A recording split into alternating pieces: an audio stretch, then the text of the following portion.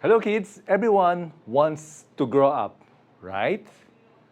Have you ever thought what you want to become when you grow up? Maybe some of you would like to become a teacher, an artist, a musician, or some of you may want to manage a business just like your dad, or perhaps some of you may want to become a doctor or an engineer. But none of us really know what will surely happen in the years ahead, right? Only God knows everything. And you know, God has the best plan for each one of you who is willing to give your life to be guided by the Lord. The Lord will guide you and show you how He will help you step by step if you really ask Him. Today, we'll hear a beautiful story of how God guided the man who trusted Him.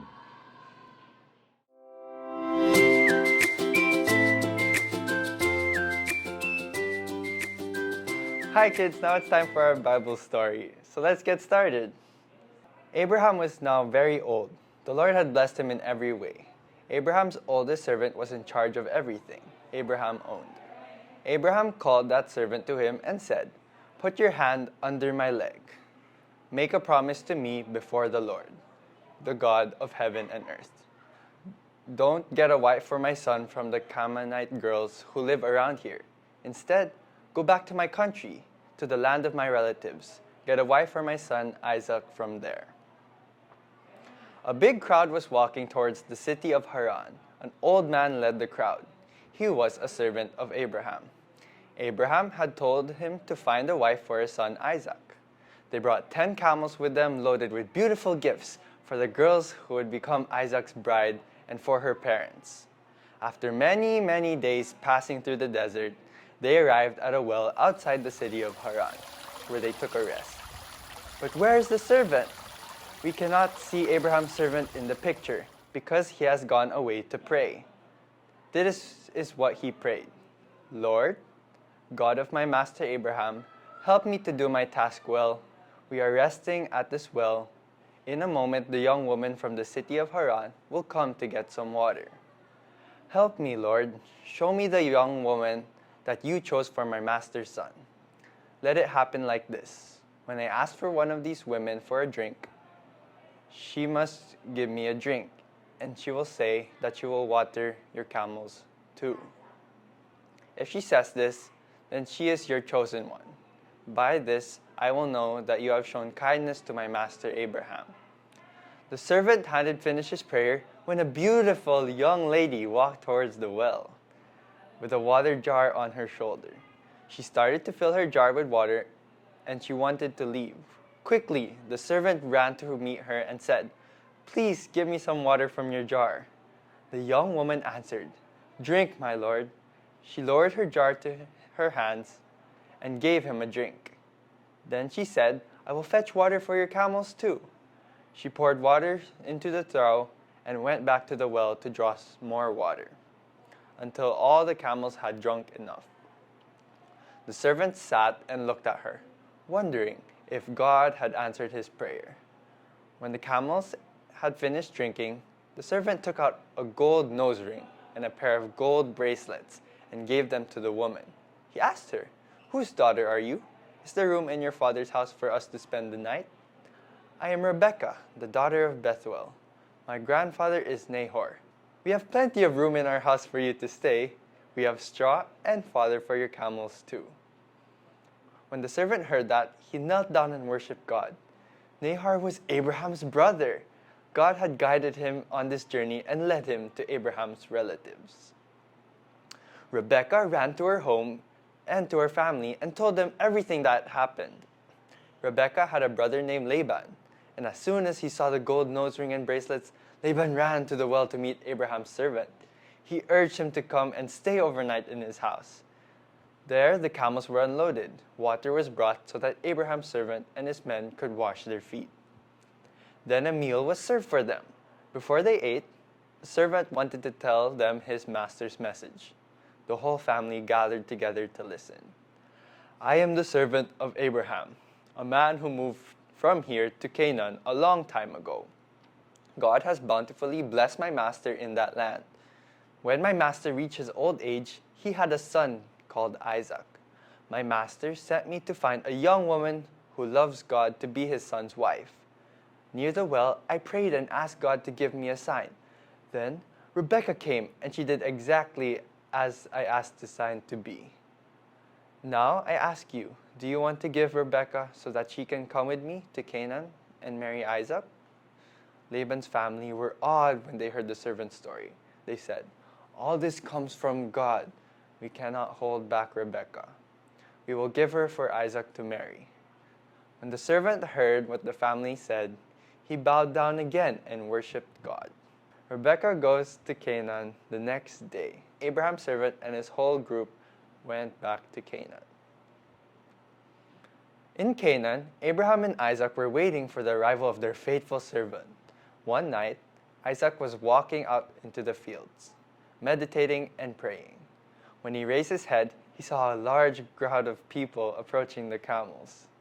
He knew right away that this was Abraham's servant coming back from Haran. His heart was anxious. Rebekah, who sat on the camel, saw Isaac standing waiting for them and asked, "Who is that man?" The servant replied, "That's Isaac, my young master." Immediately, Rebekah climbed down from her camel and covered her face.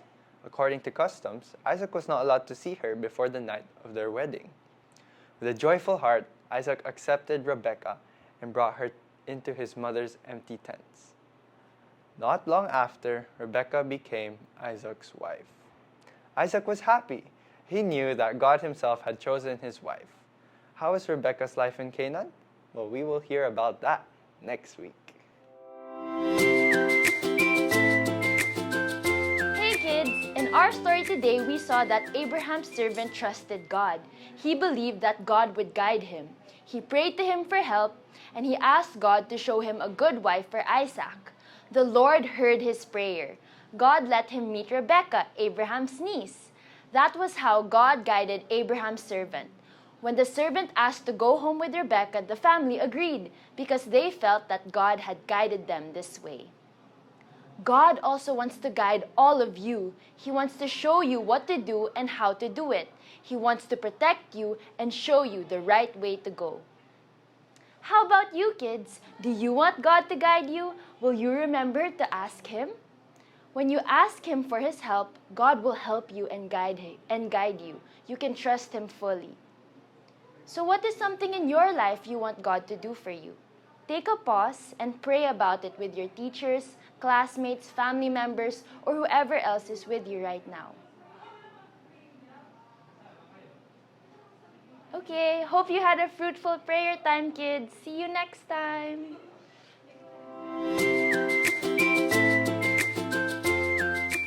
Hey NuGEN kids! For today's memory verse, it's from Psalm 37 verse 23. If the Lord delights in man's ways, He makes his steps firm. Psalm 37 verse 23. Okay, let's do it again. Psalm 37 verse 23. If the Lord delights in man's way, He makes his steps firm. Psalm 37 verse 23. Hi kids, I'm Ate Annie and today we are going to make the steps of a good man. So let's get to it.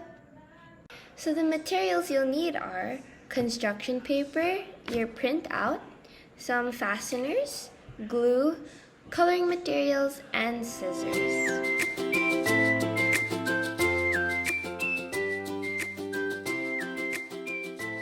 So our first step is to color in our shoes. So you can color it whatever color you want and be as creative as you want.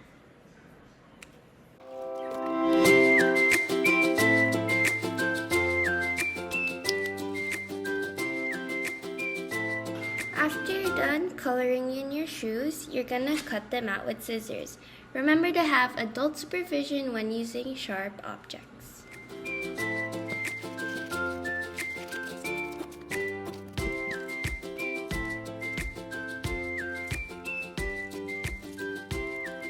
Then after cutting up all your shoes, and don't forget the memory verse, which is Psalms 37 verse 23, we're going to take the next step is we're going to take our construction paper and we are going to fold it into 3. Okay? So we're going to fold the first fold and then the second fold, just like that. Then after we have folded our paper, we're going to open it up again and we're going to glue the sides together.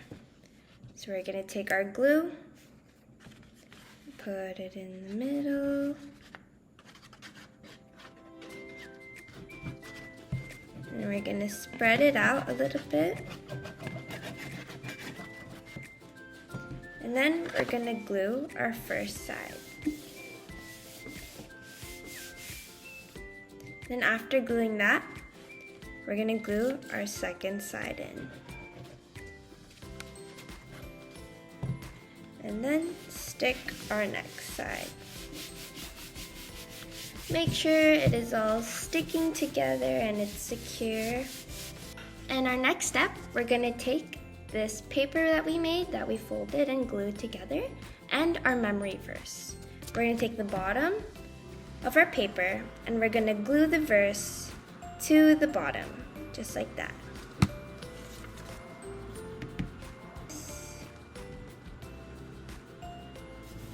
And remember, you can design this any way you want.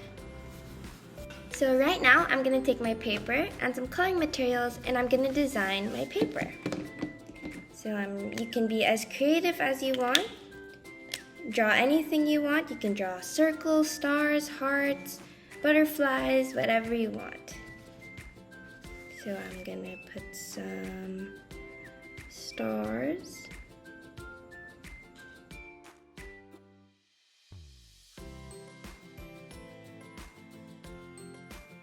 And here comes the fun part. So we're going to take our shoe cutouts and we're going to put it on our paper, just like so. Then we're going to take our first paper, our fasteners, and some scissors. And we're going to make a hole through the shoe and the paper all the way to the back. Remember to have adult supervision when you're doing this because you can get hurt. So we're just going to line it up like that. Make a hole all the way to the back of the paper. Just like so. Then we're going to take our fastener, put it through the hole, and then fasten it to the back. Just like so. Now you have your first shoe, and we're going to do that for the next 2 shoes.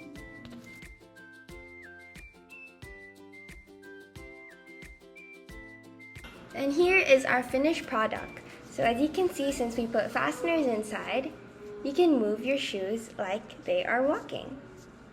Just like so.